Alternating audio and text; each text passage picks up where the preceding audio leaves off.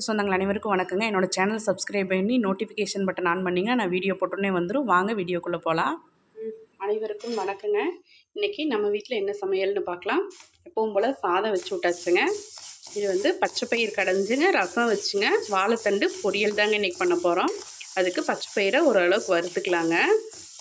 அப்போ தான் அந்த வலுவழுப்பு தன்மை இருக்காது, அதனால வறுத்துக்கிறேங்க. வறுத்துட்டு காமிக்கிறேங்க. மணம் வர்ற வரைக்கும் வறுக்கணுங்க. பாருங்கள், கலர் சேஞ்ச் ஆகி மனம் வந்துருச்சு. இப்போ அடுப்பு ஆஃப் பண்ணிக்கலாங்க. பாருங்கள், 5-6 தக்காளி பழத்தை புளி போட்டு ஒரு கொதிக்கிற தண்ணியில் போட்டு வச்சுருக்கிறேனுங்க ரசத்துக்கு. இப்போ வெங்காயம் உரிச்சிக்கலாம். பாருங்கள், இப்போ ஒரு அரை ஸ்பூன் வர கொத்தமல்லிங்க, ஒரு அரை ஸ்பூன் சீரகம், இதை 1-2 இடித்து வச்சுருக்குறேங்க. காரத்துக்கு தகுந்த மாதிரி நான் வரமிளகா எடுத்து வச்சுருக்கேன். நீங்கள் பச்சை மிளகா யூஸ் பண்ணுறவங்களா இருந்தால் பச்சை மிளகா போட்டுக்கோங்க. டேஸ்ட்டு பச்சை மிளகா போட்டது செம டேஸ்ட்டாக இருக்கும். வரமிளகாயும் நல்லா இருக்குங்க, ஆனால் ஃபஸ்ட்டு பச்சை மிளகா போட்டிங்கன்னா நல்லாயிருக்கும். இதை எடுத்து வச்சுக்கோங்க. அடுத்தது சின்ன வெங்காயத்தை ஒரு 10 சின்ன வெங்காயத்தை தொளிச்சு இது மாதிரி அரிஞ்சு வச்சுருக்கிறேனுங்க. ஒரு 5-6 வல்லு பூண்டை இது மாதிரி அரிஞ்சு வச்சுருக்கேன். தக்காளி பழம் புளிப்பு சுவைக்கு இதுதானுங்க. ஒரு 4 தக்காளி பழத்தை கட் பண்ணி வச்சுருக்கேன். கொஞ்சோண்டு கருகாப்பில் தலைங்க, மல்லித்தலை ஒரு கையளவு எடுத்து கழுவி வச்சுருக்கிறேனுங்க. இப்போ எண்ணெய் ஊற்றி கடுகு போட்டுடலாங்க. கடுகு பொரியட்டும். பாருங்கள், ஒரு குண்டா வச்சுங்க, எண்ணெய் ஊற்றி கடுகு போட்டுக்கோங்க. கடுகு பொரிஞ்சோடனே இதை போடணுங்க. ஃபஸ்ட்டு வரமிளகாயும் அந்த மல்லித்தலை, இது நீங்கள் பச்சை மிளகா போடுறவங்களா இந்த ஸ்டேஜில் பச்சை மிளகாய் போட்டுக்கோங்க. அடுத்தது இது எல்லாத்தையும் போட்டுக்கோங்க.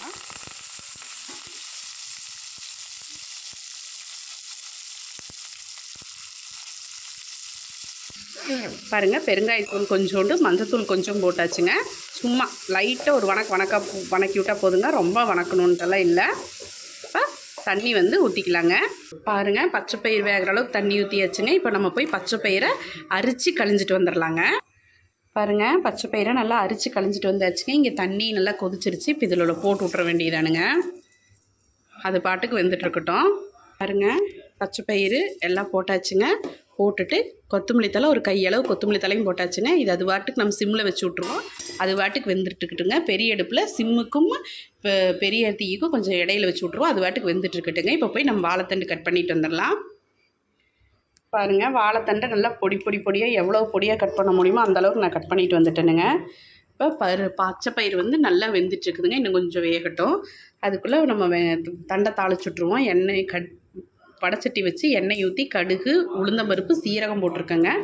ஒரு 2 பெரிய வெங்காயம், கருகாப்பில் 1 இருக்கு, வரமிளகா ஒரு 5-6ங்க. இப்படி போட்டு ஒரு வணக்கி விடுவோம். வணக்கி விட்டுறலாங்க. வெங்காயம் நல்லா பொன்னிறமாக வணங்கணுங்க.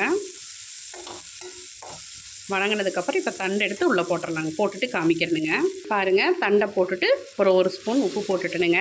பத்தலைனா பார்த்துட்டு போட்டுக்கலாம். ஆனால் எப்போவுமே தண்டை பொறுத்த வரைக்கும் உப்பு ஃபஸ்ட்டு போடுறீங்க, அதோடு அவ்வளோதானுங்க. நீங்கள் லாஸ்ட்டில் தேங்காய் பூவெல்லாம் போட்டு இறக்கிட்டு உப்பு பத்தலிங்கிறதப்போ மட்டும் போடுங்க. இந்த ஸ்டேஜ்லாம் நீங்கள் உப்பு பார்த்தீங்கன்னா உப்பு பத்தாத மாதிரி தான் இருக்கும். நம்ம உப்பு அதிகமாக போட்டுருவோங்க.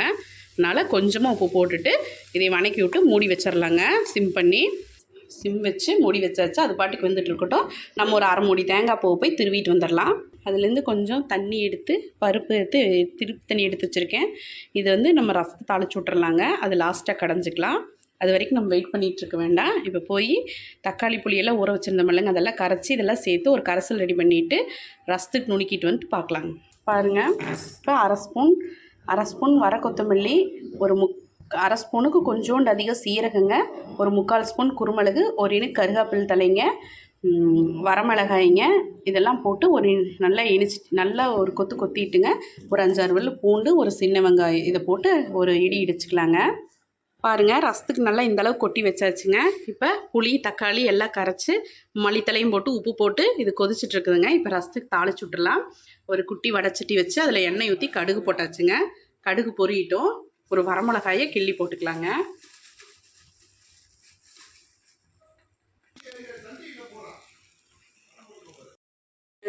இப்போ நம்ம நுணுக்கி வச்சதையெல்லாம் அதில் போட்டு கொஞ்சம் பெருங்காயத்தூளும் போட்டு நல்லா ஒரு வணக்கி விட்டுங்க.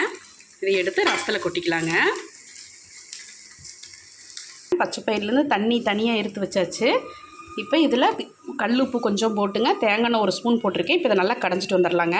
பாருங்கள், தண்டு பொரியல் எல்லாம் தண்ணியெல்லாம் கீழே வற்றிடுச்சுங்க. இப்போ தேங்காய் பூவை போட்டுடலாம்.